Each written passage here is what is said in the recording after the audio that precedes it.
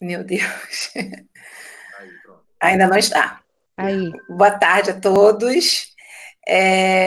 A gente hoje tem algumas carinhas novas, né, Suzana? Convoquei alguns meus orientandos para participarem. E, enfim, né? Vamos dar início. Então, Suzana, tu quer começar?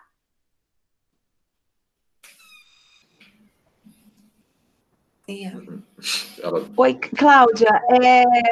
Eu acho que naquela mesma lógica, bom, boa tarde a todos, bem-vindos, boa tarde a todas. É um prazer ver todas as carinhas de vocês de novo aqui. Eu acho que, bom, seguindo a lógica da nossa proposta inicial, né, nós iniciamos esse ciclo de debates com textos mais teóricos ou mais pontuais sobre o conceito de região, a ideia de história regional. Passamos por 2 ou 3 textos que fizeram esse debate, e agora nós iniciamos, desde a nossa última reunião há 15 dias, um debate mais específico dentro de cada linha de pesquisa. Cada uma dessas linhas de pesquisa, coordenada por uma de nós, eu, Cláudia e Isadora, tem uma linha um foco de pesquisa, um foco temático, também abarca uma série de autores teóricos, mas são linhas interligadas. A gente tem como eixo a história regional e as questões de patrimônio, e aí, há 15 dias nós debatemos eu não estava presente, infelizmente, mas eu assisti depois o debate do texto sugerido pela professora Isadora, e hoje a gente dá sequência com o texto ligado ou mais próximo da segunda linha de pesquisa, que é coordenada pela professora Cláudia, um texto autoral da própria professora Cláudia, e eu acho que a gente poderia começar o nosso debate com uma rápida apresentação da Cláudia, muito mais do que a estimulou a fazer essa pesquisa e o resultado. E eu queria primeiro, antes de passar a palavra para a Cláudia, de dizer que esse é um texto que particularmente eu gosto muito. Ele já me ajudou muito, e ele mostra o quanto nós podemos ser versáteis como pesquisadores. A Cláudia é uma pesquisadora de História do Brasil Colônia, mas que trabalha com ensino de História, e todas nós trabalhamos, eu, Isadora, Cláudia, todos os professores que estão na sala de aula e que estão trabalhando com ensino de História, não são pesquisadores, são professores pesquisadores. Então, a gente faz todo um trabalho de pesquisa que precisa chegar na sala de aula. E ele chega com as minhas pesquisas de história ambiental, com as pesquisas da Cláudia sobre Colônia, o Norte Fluminense, com as pesquisas da Isadora, só que eu acho que esse texto ele é muito importante para nos mostrar como as nossas pesquisas chegam até a sala de aula, os caminhos que essas pesquisas percorrem. Então, quando a gente pensa muito em, eu trabalho com história da escravidão, eu trabalho com questão agrária, eu trabalho com história econômica, café no século XIX, eu trabalho com Primeira República. Sim, mas como você leva isso para a sala de aula? Qual é esse caminho? Que é um caminho teórico-metodológico. E esse texto da Cláudia desvenda esse caminho. E isso é muito interessante. E desvenda esse caminho para a sala de aula do ensino fundamental e do ensino médio, que é algo também muito importante para vocês, que daqui a pouco estarão nessa sala de aula. Como é que a nossa história está chegando na sala de aula? E como é que nós, como professores, pesquisadores, podemos atuar nessa mediação sem que a gente fique preso ao livro didático ou sem que a gente problematize esse livro didático. Porque essas informações, esses eventos históricos chegaram daquela forma no livro didático por um motivo, por uma construção política, por relações de poder, e eu acho que a Cláudia consegue nesse texto desvendar esse caminho de uma forma muito interessante. Então, esse texto me ajudou quando eu preparei um projeto de pesquisa meu, me abriu muitas portas. Ela cita autores que são muito importantes e consegue fazer essa conexão entre esses autores com a realidade da história dita regional, que chega a muitas crianças através do livro didático, e como a gente pode atuar para tentar, enfim, melhorar essa dinâmica. Então, acho que a Cláudia, melhor do que ninguém, e nós temos o privilégio de ter a autora do texto aqui para fazer essa apresentação inicial. Eu fiz várias marcações no texto, tenho várias questões para apontar,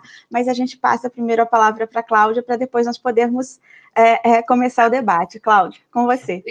Obrigada, Suzana, agradeço. Suzana, parceirona sempre, uma troca sempre muito boa, né, entre nós três, enfim, né, experiência de vida, experiência de pesquisa e de sala de aula.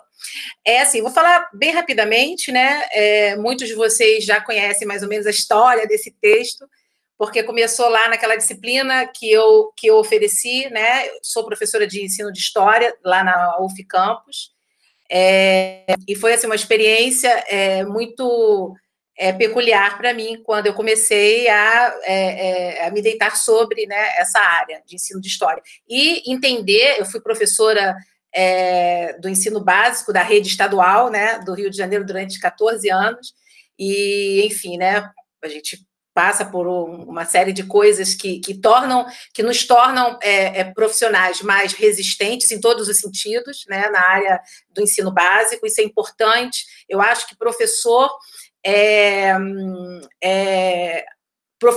que assim, né, não desmerecendo os outros que não tiveram essa experiência, mas professor que passou pela rede pública ou pela rede de ensino básico, seja pública ou privada, carrega uma bagagem a mais, né? Ainda que opte depois pelo ensino superior, que também é maravilhoso, mas eu acho que o ensino básico, ele enriquece muito a nossa experiência. Quando eu cheguei na UF, como professora de ensino de História, eu tinha, assim, né, claro, minha experiência vivida, mas de leitura, né, de historiografia, eu tinha muito pouco, confesso. E aí eu resolvi enfrentar esse leão, né, e gosto muito da área, mas nunca tinha, enfim, né, me dedicado mais a ela. E aí a gente começa a se deparar com um monte de preconceitos, né, com um monte de estigmas da área de ensino de História, né, daquela contradição que criam entre ser professor e ser historiador, ser professor e ser pesquisador, que não existe. Suzana acabou de falar isso muito bem, né? E de como que as nossas pesquisas, né, deveriam chegar à sala de aula, e a gente tentar diminuir esse espaço enorme que existe entre o ensino básico e entre o ensino superior e a pesquisa. E aí a área que me chamou a atenção foi a questão da história regional, né, porque eu já vinha fazendo trabalho com história regional. A gente tem um projeto, né, de pós-graduação montado, eu, Suzana e Isadora. Isso fez com que a gente estudasse mais ainda essa área, né? E eu me deparei com a profunda escassez de trabalhos na área de ensino de história regional. Há muito pouca produção, mais voltada para ensino de história local, né, mas sem dialogar diretamente com esses novos conceitos acerca da história regional que a gente vem debatendo aqui, né? O pessoal que está chegando agora, depois que se interessar, vai lá no grupo do Facebook, os textos estão lá no Drive, né? E aí tem textos muito interessantes que vão discutir o conceito de história regional numa perspectiva recente. E aí eu já conversei com alguns dos meus orientandos que estão aqui, outros ainda não, enfim, pessoal que trabalha com regionalismo, com ensino de história regional, né? A profunda necessidade de a gente problematizar a questão do regionalismo, não só, né, mas principalmente em seus diálogos com o ensino de história. Porque essas questões são muito relacionadas com a questão maior, que é a questão da estrutura de poder, né? A questão da estrutura dessas elites que estão no poder e que travam conflitos, né, cotidianos para se manterem no poder. Essas elites procuram sempre estratégias, nem sempre abertas, nem sempre democráticas, né? Enfim, a gente tem aí exemplos enormes, né? Principalmente na atualidade, buscam estratégias veladas, quase sempre, para se manterem no poder. E aí, a partir da associação a essa conjuntura, né? E aí eu gosto de pensar o Estado, né? O poder, tal como Foucault, né, a questão da microfísica do poder, dessa rede de poder que está em torno lá da ideia de Estado que a gente concebe, né? Quem são essas instituições? Quais são essas instituições? Quais são esses agentes que fazem parte da estrutura estatal e que trabalham para que essas elites se mantenham no poder, né? As elites não estão no poder, né? E aí a gente já trazendo um pouco para o nosso assunto, para o nosso texto, as elites não estão no poder porque elas estão lá, elas trabalharam, são batalhas cotidianas, né? Entre elites diferentes, né? Regionais, locais, que buscam recuperar essa memória, esse passado glorioso, esse passado que tem vínculos com produção intelectual, produção econômica, né, ou as duas coisas juntas, para que recuperem uma dada memória e, muitas das vezes, essa memória ela é relacionada pelo poder público, pela população, né, por professores, por alunos, por todos, a história. E aí se confunde, né, o senso comum passa a ver a questão da história como a memória que é recuperada por dado poder, por dada instituição de poder. E aí eu faço uma relação, né, no texto dessas discussões, usando os autores que vão discutir essa relação entre memória e história, com a questão do ensino de história, porque aí é que está a grande questão, né? Lá naquele projeto muito legal de Isadora, que é Quem Tem Medo de Teoria, né? Eu fiz questão de falar sobre isso. Como que a teoria, como que os conceitos levam o professor, nós, professores, né, que estamos em sala de aula, a entender como se dá essa construção dos poderes instituídos, né? Em que momento enfim, que momento não, como que a gente faz essa relação, né, de entender os conceitos, de entender as entrelinhas do que está sendo discutido, não levar para os nossos alunos, né, essa é uma leitura que é nossa, para nós, professores, fazermos e entender ali como se dá a cultura escolar. A cultura escolar é uma cultura específica, não é uma cultura melhor nem pior do que a cultura acadêmica, a cultura erudita, né? É uma cultura que se dá ali em sala de aula, né? Não há como a gente pensar no currículo oficial como tradução dessa cultura escolar, porque o currículo oficial é oficial, ele está lá nas salas dos diretores, na sala dos coordenadores, mas o currículo real ele se dá em sala de aula, e é uma troca, é o professor, o aluno, e as diversas identidades, as diversas experiências, tanto do professor quanto dos alunos.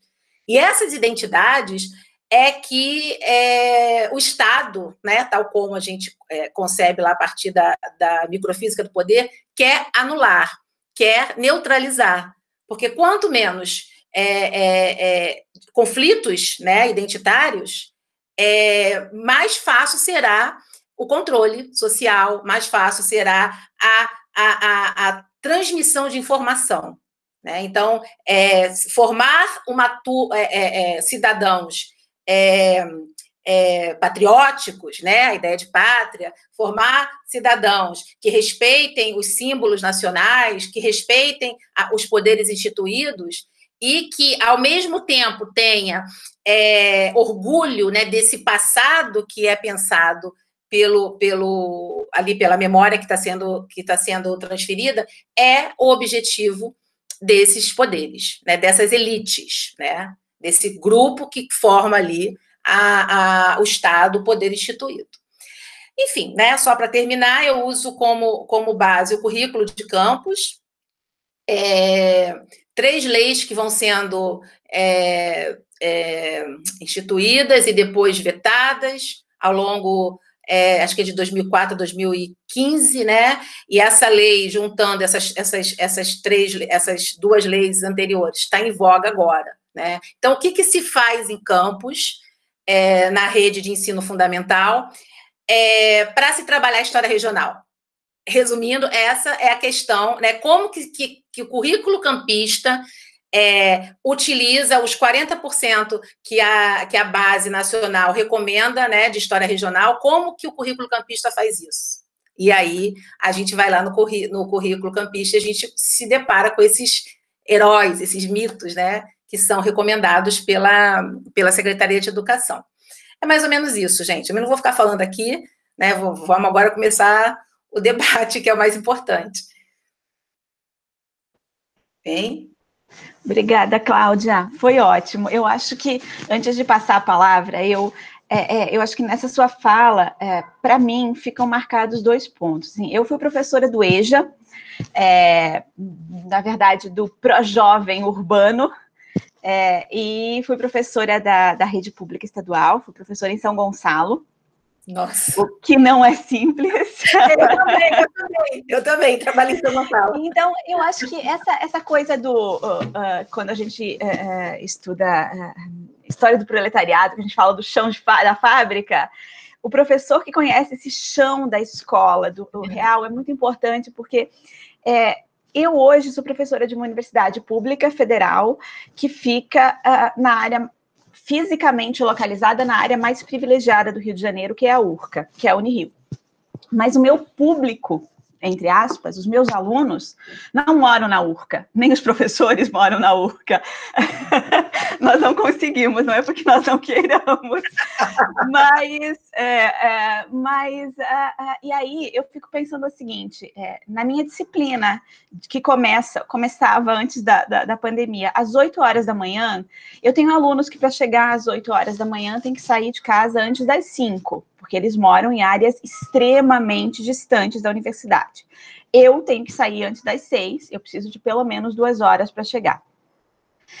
E teve uma ocasião em que um aluno me mandou um e-mail, eu estava indo para a universidade, e ele já tinha tentado sair de casa, e eu abri o e-mail e ele me pediu desculpas, disse que ele não poderia ir, porque ele mora em São Gonçalo, e ia até a URCA todos os dias para fazer a graduação, e estava tendo um tiroteio no lugar onde ele morava, teve toque de recolher, ele não pôde sair de casa. Então, é claro que a sala de aula, esse nosso modelo de sala de aula, que é uma grande sala com muitas cadeiras, o professor à frente dos alunos, quer no ensino fundamental, médio, essa escola tradicional que a gente tem, ela já, de partida, ela dá uma padronizada, ela limita um espaço físico de controle porque, de certa forma, em várias situações é interessante, é importante. Por outro lado, essa padronização de uma sala com cadeiras iguais e todos os alunos sentados de frente para o professor, não padroniza as experiências dessas crianças, desses adultos. Cada um, como você fala no seu texto, ele vem com uma bagagem. E a sala de aula é um lugar de conflito dessas experiências. E seria ingênuo da minha parte, como professora, não considerar isso.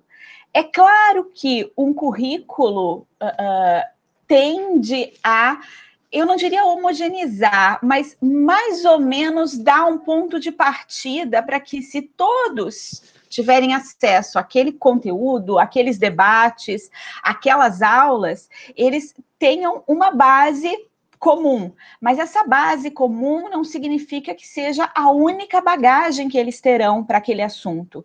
E isso é importante, isso é fundamental.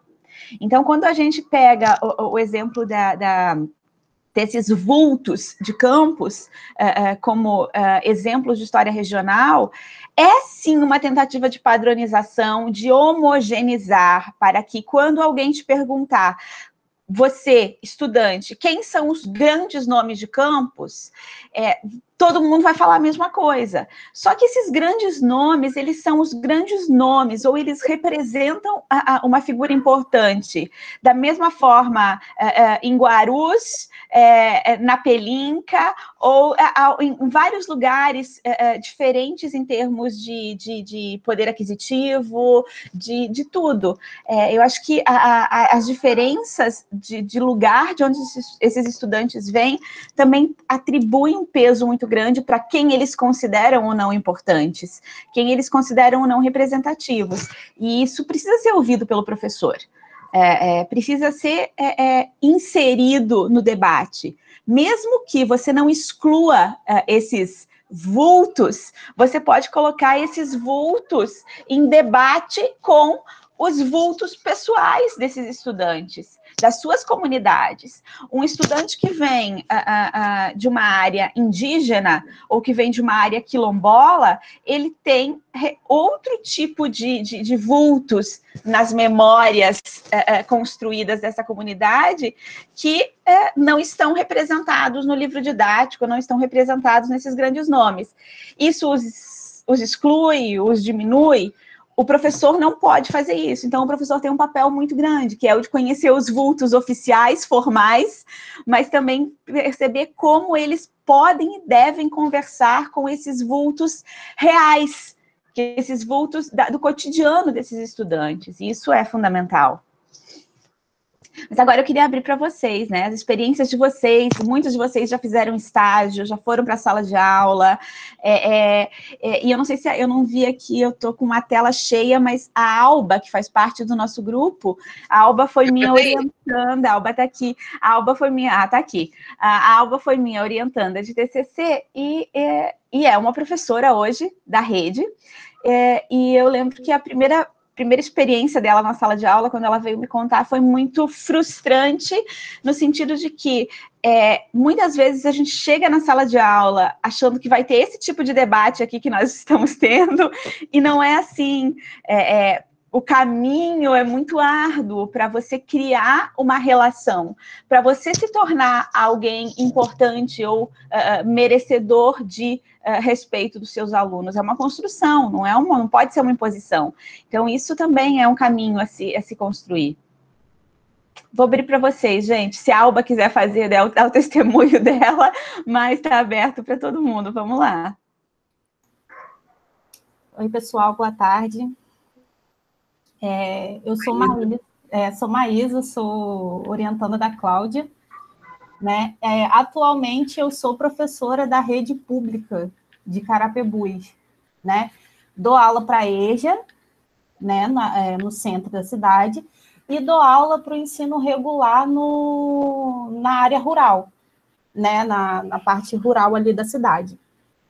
O que acontece? A gente até anotei algumas questões que eu tive depois que eu li o texto, né? Só que, por exemplo, falar de história regional, a gente precisa ter uma base, né, do que é e do que aconteceu naquela região.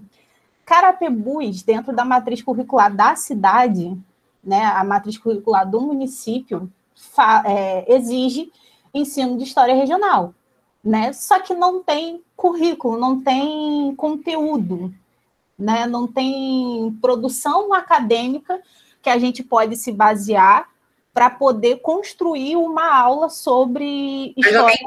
Não tem currículo. Muitas cidades do entorno de Campos não tem currículo municipal. É impressionante. Eu fiquei muito chocada com isso.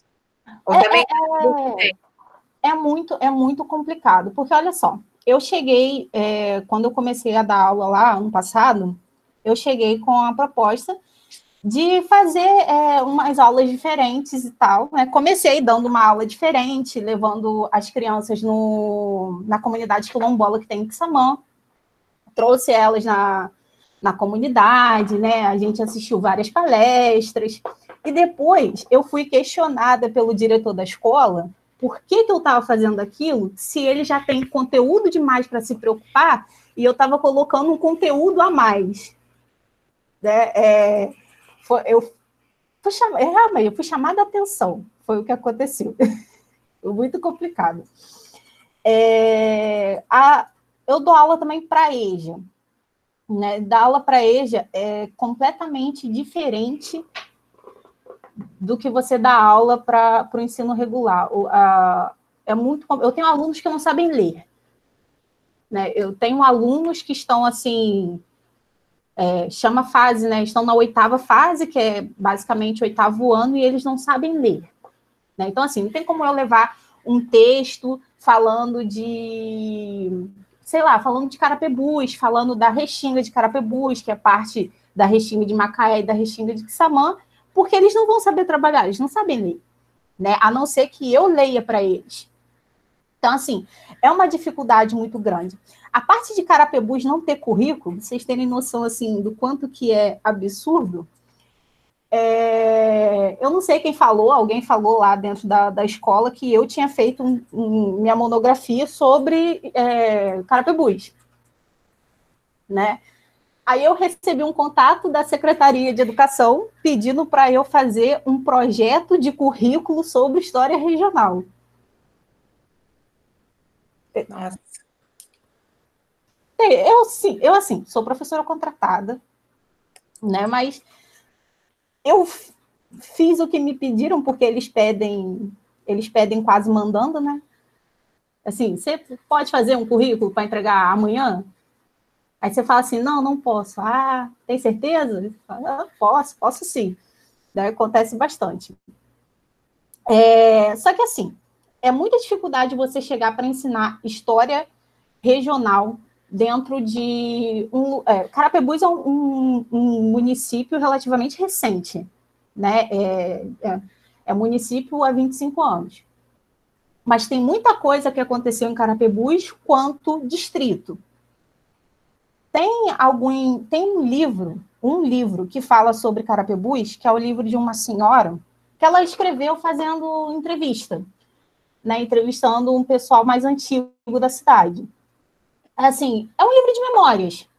São os memorialistas, né? É um livro de memórias. Só que assim, falam que ela é a historiadora da cidade, né? Dona Ana Maria, ela é a historiadora da cidade, o pessoal fala. Só que o livro dela não tem, assim... Como é que eu explico? Não tem uma cronologia, não tem um propósito. É característica dos memorialistas, né? Em Campos a gente tem muito também. Sim, é muito solto. Tem, assim, a construção da usina em um capítulo, chegada dos 7 capitães donatários em Carapebus do próximo. Então, assim, é muito, muito disperso. O livro dela. É interessante de se estudar e você pegar o livro dela, não assim para você pegar e dar ele, ensinar aquele livro como se fosse a história de Carapebus, aquilo outro. Não, é legal você pegar e você conversar com os alunos, problematizar certas coisas, né? Só que, qual é o outro problema? A biblioteca de Carapebus não tem esse livro, né? Aí, para a gente conseguir, a gente tem que ir lá na casa dela e comprar, né? Eu fui lá, comprei, porque eu queria muito ler para ver como é que as crianças iam se dar com o livro, né? Comprei, levei para eles, aí eu queria tirar uma xerox. Aí não tinha tinta na copiadora da escola. Aí eu tive que ir lá tirar a xerox com o meu dinheiro e levar as cópias para as crianças. Né? Cheguei lá, queria passar um vídeo. Aí não tinha televisão. Você quer dizer que não tem recursos, né? Não existe recurso. Exatamente. Não tem recurso. Mas olha só, não tem recurso na escola rural. Na escola do centro tem.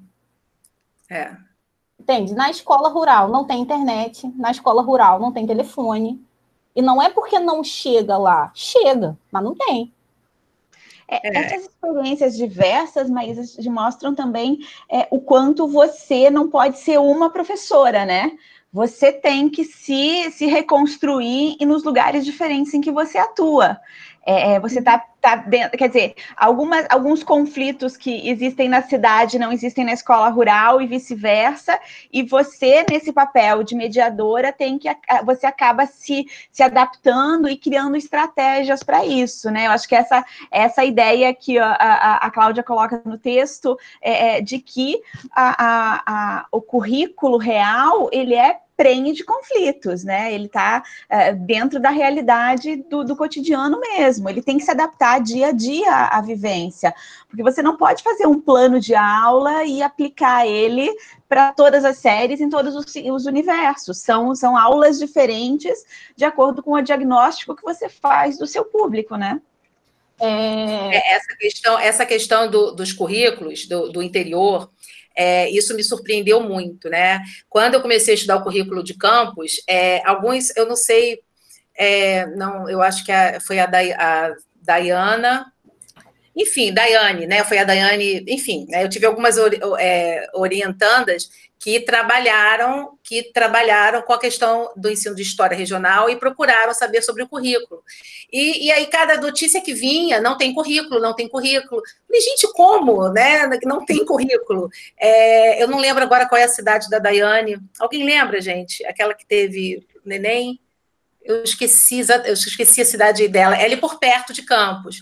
E a aí, Bia também, né? Em Bom Jesus, a Bia também procurou. A Bia foi um sufoco. A Bia não está aí hoje, né? A Bia tem participado das reuniões. A Bia foi um sufoco também. Aí Bia voltava, a Daiane voltava, bem lembrado, Bruna. Não tem currículo. Eu falei, gente, se não tem currículo, como é que faz? Não faz, eles não sabem informar.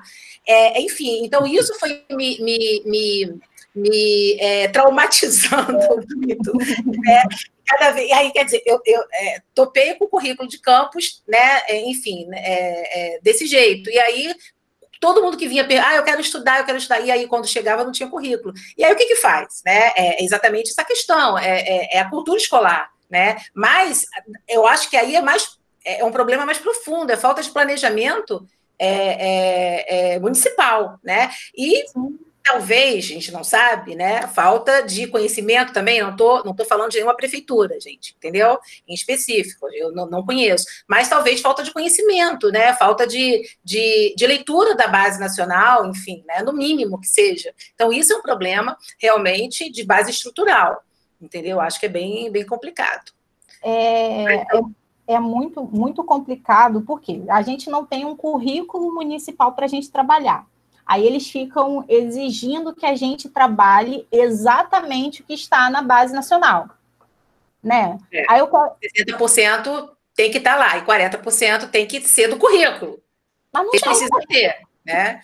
Então exatamente, é um problema que aí a gente não sabe como pensar. Eu fiquei traumatizada, foi o que eu disse, né? Eu fiquei traumatizada.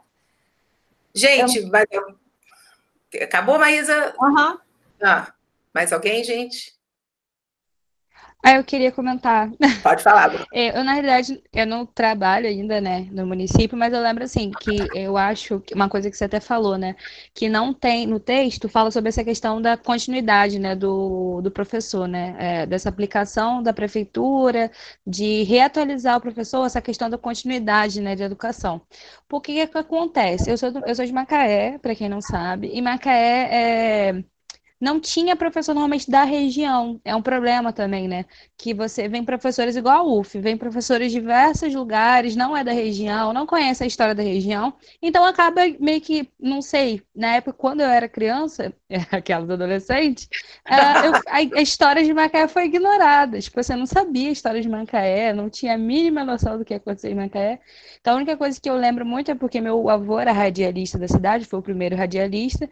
Então, assim, eu conhecia muito por causa do meu pai, que contava as histórias de Macaé, mas, assim, na escola mesmo, zero ensino sobre a história de Macaé, sobre a região. E aí que cria um conflito, né?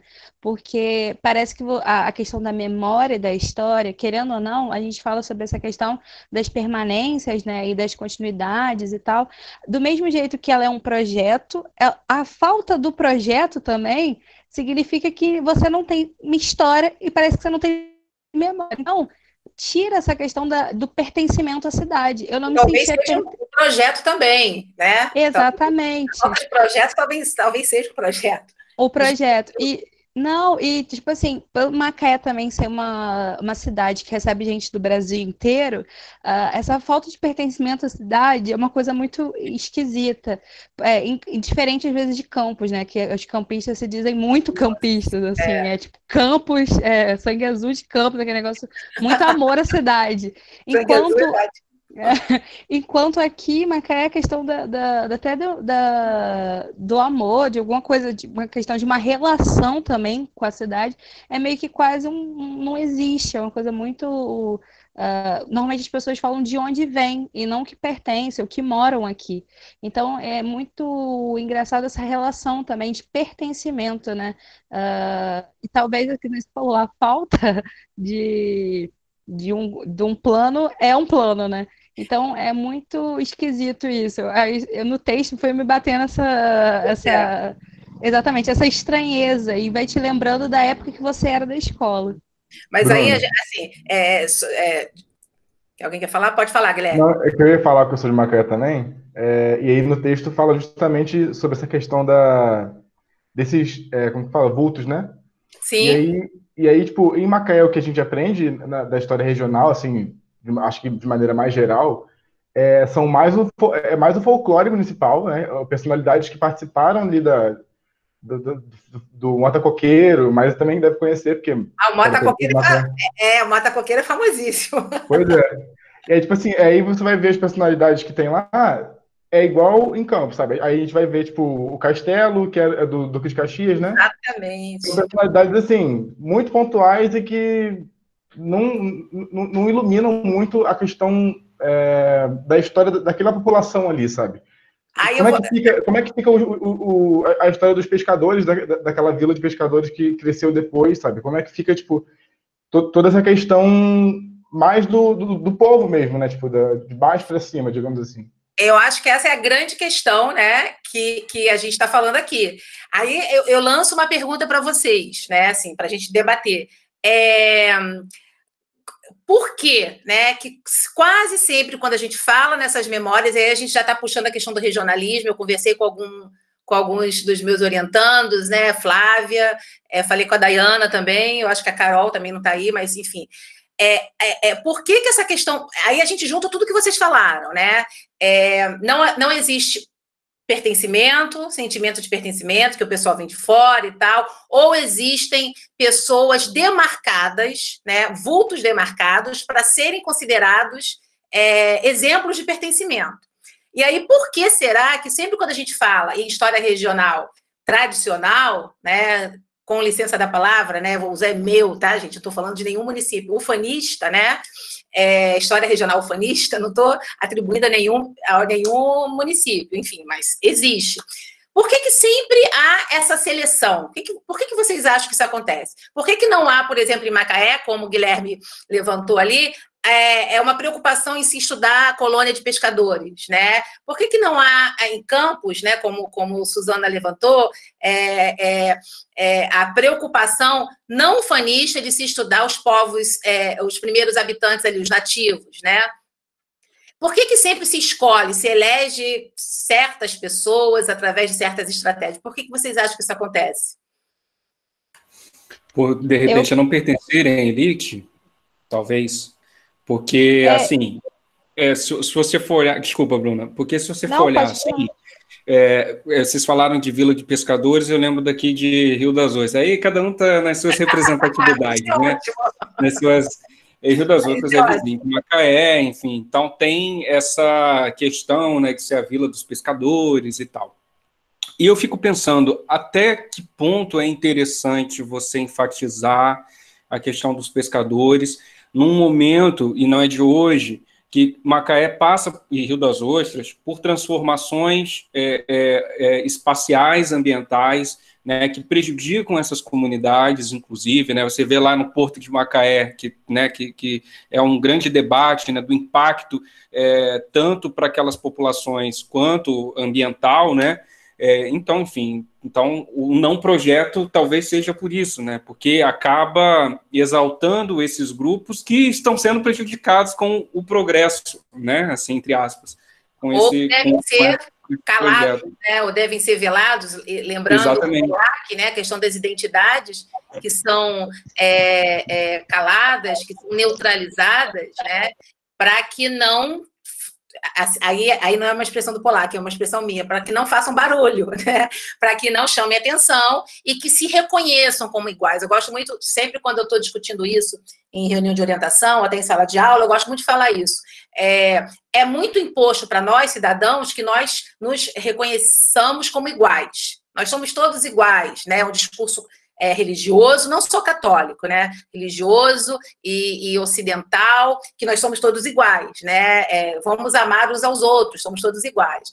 Mas se for diferente, se o coleguinha for diferente, aí a gente não ama, né? Ou nós somos todos brasileiros, não temos que, como a fala horrorosa, para não falar outra coisa, do ex-ministro da Educação, Abraham Weintraub, com relação aos indígenas.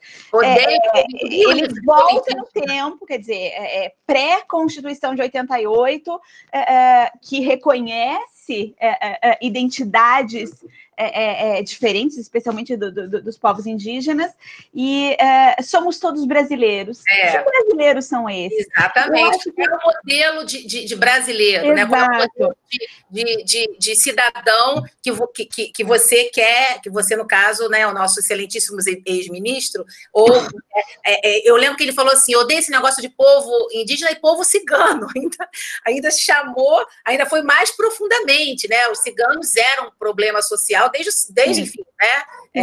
Mas eu acho, Cláudia, que com relação à sua questão também, que você colocou para o debate, eu fico pensando no seguinte, no começo do seu texto, você cita o Todorov e você fala que a gente, a partir do Todorov, que cada momento da história tem uma espécie de fio condutor dos debates. E esse fio condutor se reflete, igual uma onda na água, se reflete aqui, nos lugares distantes, na região, no local, no interior. Então, se nós pensarmos que, de acordo com Todorov, a citação aqui do seu texto, no século XX, o mote das discussões se centrou na ascensão dos regimes totalitários e nos discursos de soberania nacional. Então, nesse momento, especialmente no início do século XX para o Brasil, e se nós pensarmos no primeiro governo Vargas, no Estado Novo, a ideia de construir uma identidade, de acabar com as especificidades dos estados, um poder central nas mãos do Vargas, a ideia de criar o ser brasileiro. Exatamente. Então, isso tudo era o grande momento, era o debate central, e esse debate central, ele foi se refletindo e se reproduzindo como uma onda nas universidades, nas escolas, nos clubes, nos cursos técnicos. E eu acho que hoje o grande diferencial do nosso momento atual é que não dá mais para fazer como no século XIX ou como no começo do século XX, que a história de campos, ou a história de um outro lugar, vou dar um exemplo lá do sul do Brasil, Blumenau. Blumenau também tem os seus vultos, Blumenau, Dr. Otto Blumenau, super enaltecido, até pouco tempo atrás, não sei se ainda acontece, uma das descendentes dele, que vivia aqui no Rio de Janeiro, todo ano, no aniversário da cidade, ela ia e desfilava em carro aberto, igual uma rainha, cumprimentando as pessoas. Isso que era século XX? Agora, 20 anos atrás. Então, essa questão, e é muito interessante, muito interessante. Só que Blumenau é um dos maiores polos têxteis do Brasil hoje, não só do sul do Brasil. Boa parte das camisetas que todos nós estamos usando provavelmente saiu de uma indústria fabril da região de Blumenau, do Vale do Rio Itajaí. Blumenau, Brusque, que e a história dos trabalhadores nas fábricas. Então, a história do trabalho hoje é um mote importante na região do Vale do Rio Itajaí, que é Blumenau, Brusque, outras cidades com grandes indústrias fabris, que estão suplantando, estão ocupando uma parte do espaço que antes era ocupado pela história dos pioneiros. Então, eu acho que, de novo, novos problemas à luz da atualidade estão estimulando pesquisadores a produzir trabalhos sobre novos problemas. A questão ambiental é um novo problema, a questão dos trabalhadores das fábricas é um novo problema a ser historicizado, os pescadores é uma nova questão a ser historicizada. Então, eu acho que nós só estamos fazendo esse movimento de estudar a história regional ou de perceber essas especificidades regionais não descoladas de uma história global, porque nós estamos num momento em que múltiplos temas estão surgindo. Não dá mais para ser ingênuo e achar que, para conhecer Campos dos Goytacazes, a gente vai ter que estudar 2 ou 3 ou 4 vultos. Para estudar Blumenau, vamos conhecer a região, vamos conhecer através de algumas pessoas. Não dá mais para estudar a história regional através de algumas pessoas. A gente tem que estudar através dos múltiplos grupos humanos que viviam nesse lugar. Então, eu acho que isso é uma coisa atual e muito importante. É um momento privilegiado para isso. Exatamente, isso que eu ia falar. Isso cabe a nós, professores, né? Eu acho que a tarefa mais profissional mesmo e mais urgente é do professor de ensino básico. Vocês que estão na academia, né? O pessoal que já se formou, que está continuando aí seus estudos, isso é importantíssimo que vocês levem o que a gente discute, o que se debate na academia para a sala de aula.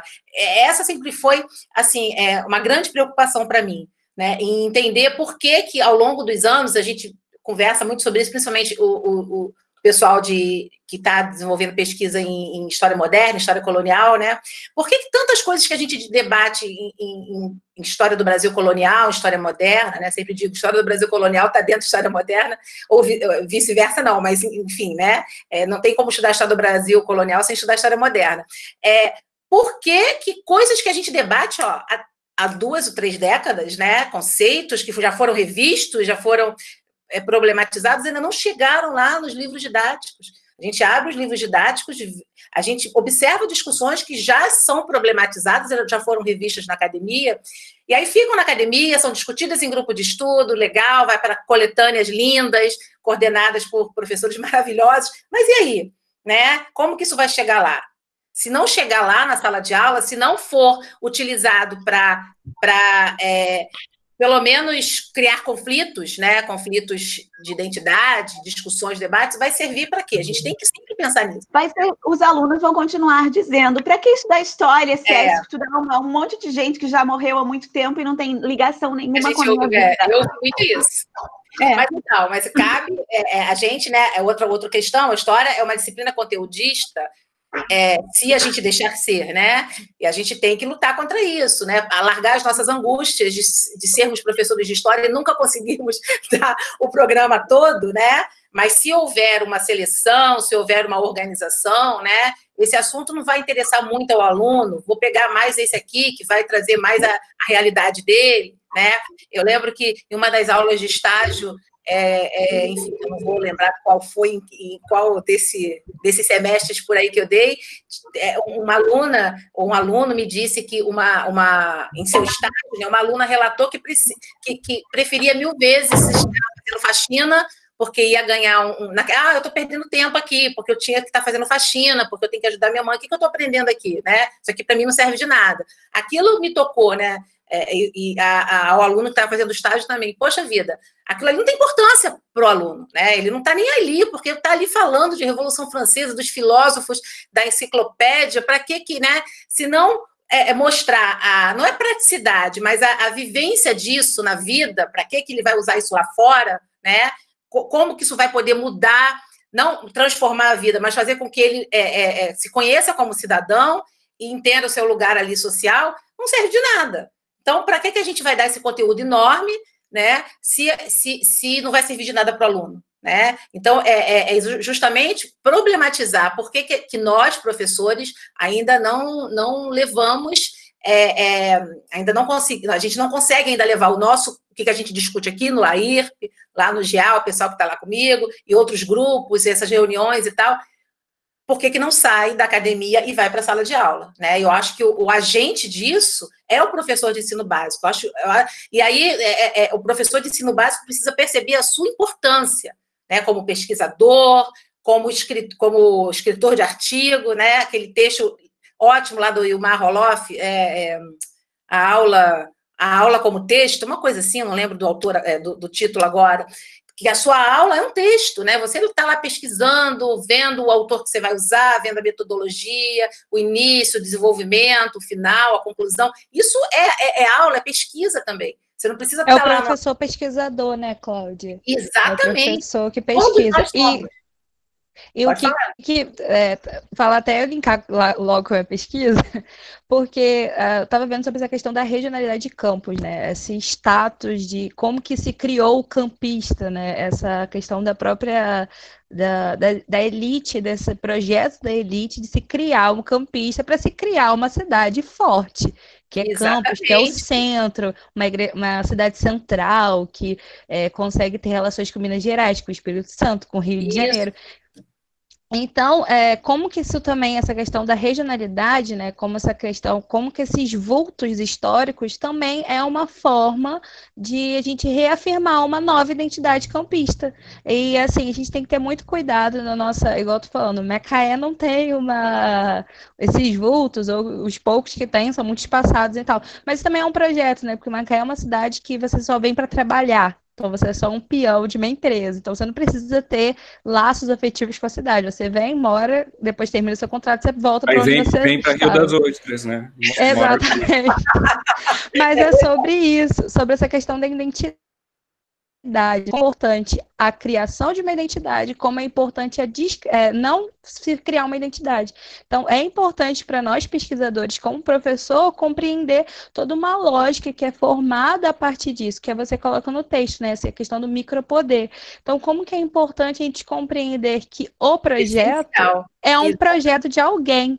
Então, assim, como que essas sociedades pesqueiras, por exemplo, da nossa região, foram extremamente excluídas, aniquiladas.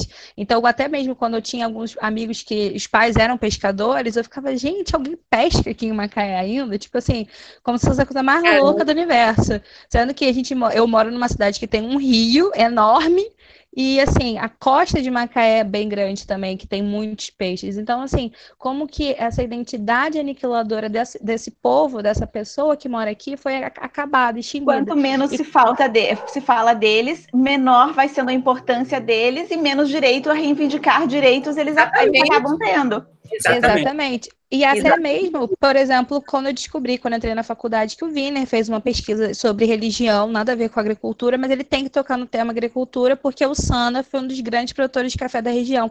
E ninguém fala disso, sabe? Foi um total apagamento histórico de Macaé. Então, assim, como que esse projeto, voltando à questão do projeto, que eu queria reafirmar isso, porque você coloca muito bem colocado no texto, como que é um projeto? É um projeto e a gente tem que estar sempre atento nos nossos currículos a compreender que aquilo é um projeto e como que nós temos que trabalhar fora dessa lógica de um projeto de exclusão. Isso é muito bom. Eu acho que esse que é o ponto de partida para o professor, né? Professor e para professor. Uma questão que eu reparei, assim, voltando na sua pergunta, por que que... Boa tarde. Boa tarde, por que geralmente é valorizado esses vultos, assim. Sempre que eu vou em alguma cidade pequena, e se eu for numa livraria ou no sebo, eu procuro ver se tem algum folheto, assim, porque as cidades geralmente fazem ou livrinhos, livretos sobre a sua história, né? Então eu sempre compro para dar uma olhadinha, para ver como que foi feito. Isso daí já viciei nessa prática de comprar o folheto da cidade. E o almanac, né? Algumas cidades também têm almanac. E uma coisa que eu percebi, que quando são cidades muito pequenas, essa questão dos vultos aparecerem também, é uma questão do jeito que aquela história foi feita, né? Do jeito que ela foi construída. Sim. Porque, geralmente, são algumas famílias, no máximo 10 famílias na cidade, que tem documento ainda em casa, que ainda tem fotografia da sua família, que tem as casas antigas da sua família ainda de pé. Eu percebi isso estudando história rural, né, que a maioria das casas não existem mais, porque na minha pesquisa de êxodo, né, eu fui dar uma olhada para ver se tinha muitas casas abandonadas no campo, por exemplo. Geralmente não tem, as casas são derrubadas e feitas de pasto. Agora, as famílias que possuem, né, um poder aquisitivo, mesmo que elas tenham migrado para o centro, a casa ainda está lá, mesmo que abandonada. Então, esses autores, essas pessoas que fazem o resgate da história, geralmente vão nessas famílias e buscam fotografias e o que tem, assim, né, para contar a sua história. Eu vejo isso, assim, na fonte, né, dos livretinhos. É a questão então, da fonte uma questão, assim, né? É a questão da fonte tradicional. Sim, não estou dizendo que não é um projeto, eu concordo também, mas a forma que o método que a história das pequenas cidades são feitas também contribuem para isso, para não aparecer os agricultores, os pescadores, né? É uma história na longa duração, né? As origens dessas elites estão vinculadas à facilidade de se recuperar sua memória, né? Casarões, investimentos, não só investimento financeiro, mas investimento mesmo moral, né? Tem que preservar, porque foi de doutor fulano de tal, que chegou aqui no século XIX, eu vejo muito isso, chegou aqui no século XIX com a mineração, em busca de uma terra para lavrar, e aí ficou. Eu acho que a história de quase todas as cidades do Norte Fluminense estão relacionadas à mineração, né? E mais do que a mineração, a esses caminhos clandestinos, né, pelo interior. E aí esses homens são considerados pioneiros, né, que é lá como os estadunidenses tratam os que avançaram para o oeste, né? Tem até um programa, né, E no sul do Brasil também, a ideia do pioneirismo é impressionante. São pioneiros. O doutor Blumenau e outros. Exatamente. E bravadores, né? No Brasil, isso é registrado nacionalmente, né? E nesses interiores por aí, né, a gente também vê que são pioneiros. Aí, claro, que os descendentes dos pioneiros têm mais facilidade de preservar seus casarões, preservar os seus retratos, as suas fotos, né? Outro dia, o Juan trabalha numa dessas prefeituras, né? Ele tem amizade com o pessoal da Secretaria de Educação Municipal de alguma dessas prefeituras, eu esqueci agora. Aí o secretário municipal quer fazer uma exposição, alguma coisa, eu nem falei com as meninas ainda, com Suzana e com Isadora, tanta coisa que passou ainda vou conversar com elas. E aí procurou o Laírp e tal, quer bater um papo com a gente. O que eles têm? Fotografias antigas, São Fidélis. Obrigada, Fernanda. Em São Fidélis. E aí eles querem fazer um projeto bem legal, né? De repente o Laírp vai dar uma ajuda legal, vou conversar com vocês sobre isso. Não tive tempo ainda. Mas o que eles têm? Fotografias. E aí não sei, eu ainda não vi, mas quem está na fotografia provavelmente são as elites que tiravam, guardavam, se arrumavam para tirar foto, né?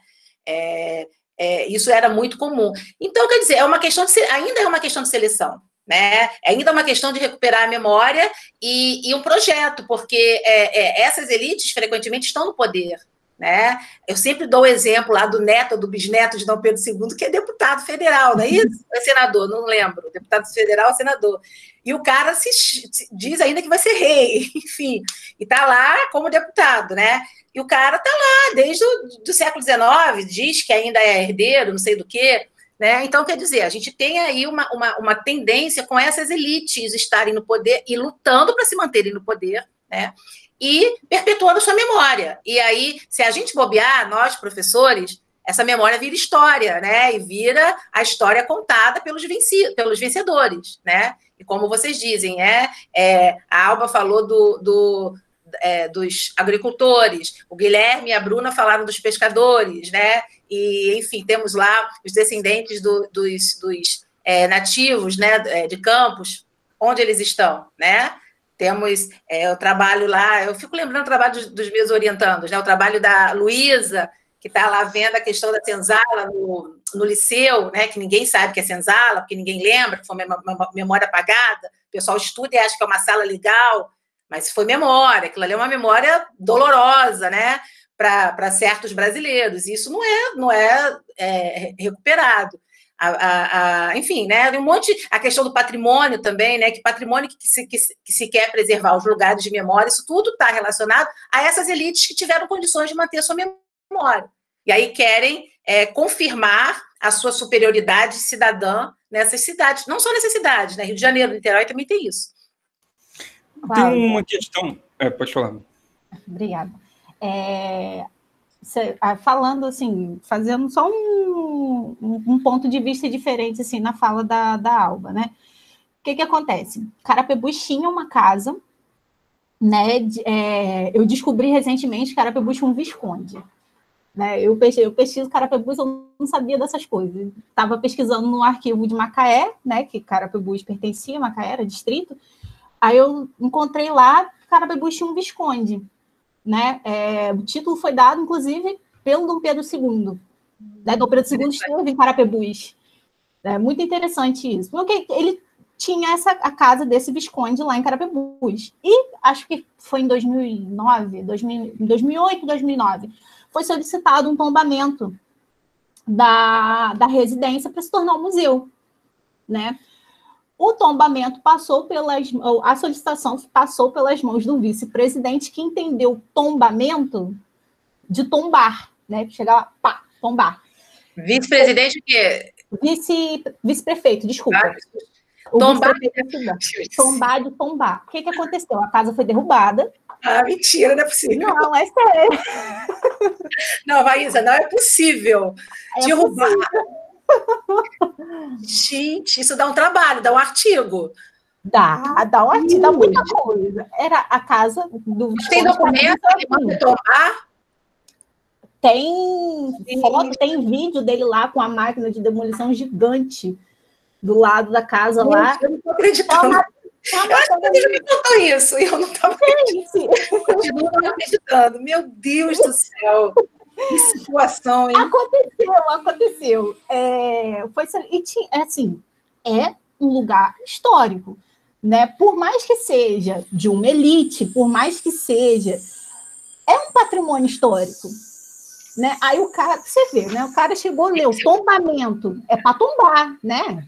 Chegou lá com uma máquina de demolição gigante. Gente, eu acho impressionante. Essa história tem que ser nacionalizada. Não, aconteceu mesmo. Aconteceu em Carapebus. Acontecem coisas desse... Agora, nessa linha de dizer, isso dá um artigo antes do Iago falar, eu acho que essa ideia da Alba de comprar os folhetinhos, os guias, isso também dá um artigo muito interessante, de ver que tipo de imagem esses pequenos municípios estão construindo a seu respeito e querem divulgar. Isso é importante. Deixa eu pegar um livrinho aqui, gente. Olha, sobre isso, quando a Alma falou, eu e a minha consulta imediata aqui. Tem um livro muito legal, né? É do Amilcar Viana, acho que ele é professor ou doutorou-se pela UFMG. Como escrever a história de sua cidade, tá? Para vocês verem. Não é uma discussão ufanista, não, tá? O cara problematiza, fala dos documentos, fala das fontes, e é bem legal isso aqui. Quando a Alba falou desses folhetinhos, né? Eu pensei, isso dá um belo trabalho, né? Isso dá um belo trabalho. E isso aqui é uma discussão metodológica muito legal, né? E não foi caro, não. Era a coleção do Instituto Cultural Amilcar Martins. Qual é o nome do autor, Cláudia? Amilcar Viana Martins Filho. Amilcar Viana. Foi R$30. Amilcar Viana Martins Filho. Como escrever a história de sua cidade. E aí ele fala justamente nisso, eu não li todo, né? Mas nesse material, né, muito pouco trabalhado, memorialistas, esses folhetinhos, eu acho que isso dá um trabalho bem legal. Desculpa te interromper, Suzana, mas é que eu tinha que aproveitar o bonde para falar disso aqui. É muito interessante. Eu tenho uma coleção já, é uma caixinha. Olha! Gente, é porque é vício. Se eu vejo folhetinho, eu tenho que levar. Não precisa ser da região, não, sabe? Minas, eu tenho vários. Sim, aí eu coloquei numa caixa de. Adoraria conhecer. Baleado. Não, eu estava pensando aqui sobre essa discussão em torno da memória, né, desses grupos ditos subalternos, né, os pescadores e tal. Aí eu fico pensando aqui na situação, eu não sei se em Macaé também é assim, Bruna, mas geralmente eles são referidos em lendas, né, em lendas urbanas e tal. E aí eu fico pensando até que ponto isso também é uma forma de você relegar, né, esse grupo para um imaginário que é uma lenda que não existe, enfim. E, enfim, eu não sei até que ponto a lenda acaba servindo como esse instrumento também de... Não é bem esquecimento, né, porque você acaba citando, mas é citando para colocá-lo em um lugar. Né? É mais ou menos o que o Foucault fala, né? Que você não precisa reprimir um assunto, você pode falar dele, mas o que falar dele, né? Essa acho que é uma questão a se pensar, talvez. Não, é interessante. Mas alguém, gente? Alguém tem mais alguma coisa para falar? Acho que a gente já pode encaminhar, Suzana? Vamos. Então, vamos encaminhar. Foi ótimo. Eu acho que o texto da Cláudia nos apresenta duas possibilidades. A primeira é de que nós podemos produzir coisas interessantes e debater essas coisas interessantes, mas é sério, eu sempre falo isso, e para quem já foi meu aluno sabe que em todos os meus programas de disciplina vai ter um texto de um autor que é meu colega, que é o outro professor, porque nós fazemos isso. Você não precisa só ler os textos do Foucault, que são muito importantes, os textos do Hobsbawm ou do Thompson. Você hoje tem uma produção em língua portuguesa, mesmo para a história da América, para a história europeia. Nós temos hoje pesquisadores brasileiros fazendo trabalhos sobre outros países. A gente, durante muito tempo, ficou lendo brasilianistas. Hoje, a gente tem pesquisadores brasileiros estudando outras realidades que não o território nacional de forma muito interessante. E estudando e escrevendo coisas que estão muito próximas da gente, e isso é muito importante. Então, eu acho que isso nosso debate de hoje serviu também para mostrar isso, que nós podemos fazer. Eu acho que deve ser um estímulo para todos vocês. O nosso trabalho como professor pode e deve, sim, voltar ou ir para outros lugares, além da nossa sala de aula, em formato de textos.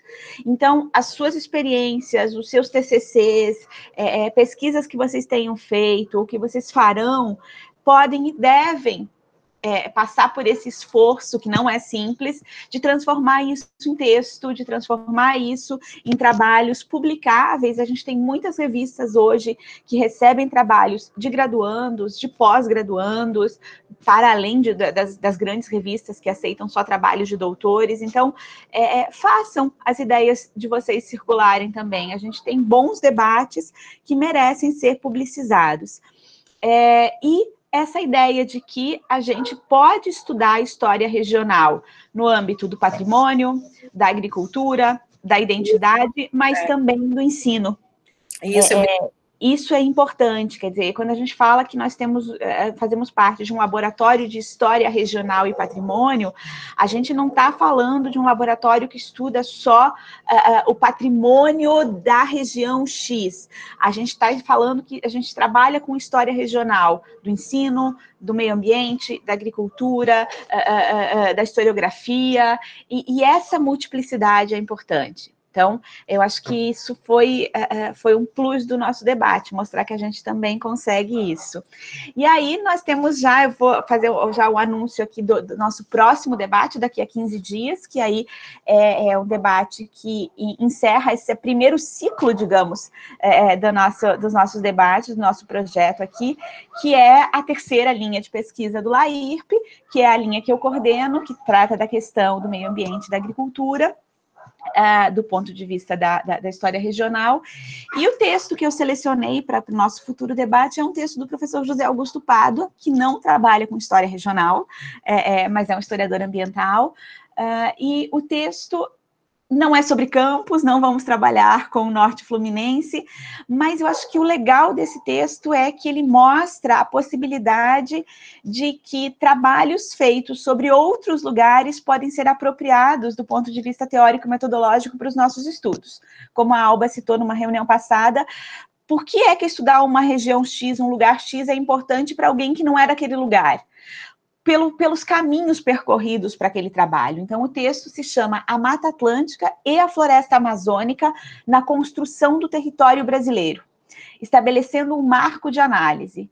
Então, a gente, durante muito tempo, usou a ideia de floresta como um vazio demográfico, ou como o deserto verde, no caso da Amazônia, e o Pádua propõe fazer uma análise do contrário, não de partir do estudo de um lugar como sendo um espaço ecologicamente vazio, mas ecologicamente cheio de um bioma, cheio de uma comunidade ou de múltiplas comunidades. Então, quando a gente fala do Norte Fluminense, a gente está falando o que a Cláudia falou agora há pouco. Quem eram as pessoas que viviam lá antes? Como é que se deu esse choque com os ocupantes europeus? Então, estudar lugares como lugares cheios, ecológica e socialmente, independente de qual lugar, é a possibilidade de fazer análises comparativas. E uma história comparada não é uma história de comparações.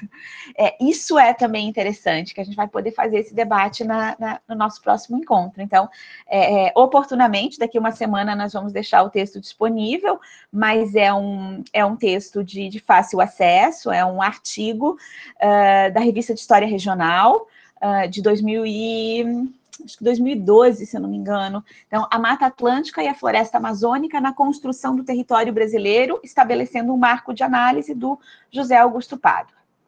É isso, gente. Foi um prazer tê-los todos aqui novamente. Cláudia. Não, só lembrando, né, que já esse debate de hoje vai estar disponível, né, no canal do YouTube, e todos os debates que são feitos aqui podem ser procurados lá no nosso canal, no canal do LAIRP no YouTube. Quem não assistiu os outros, principalmente os textos, né, sobre história regional, sobre o conceito de história regional, seria legal ir lá dar uma olhadinha, tá bem legal. E também deem uma olhada no projeto da Isadora, né? Quem tem medo de teoria, também tá lá no YouTube. No nosso canal também. Gente, muito obrigada, né? Companhia de todos, queridos e queridas, e até a próxima. Tchau, gente. Obrigada. Até a próxima.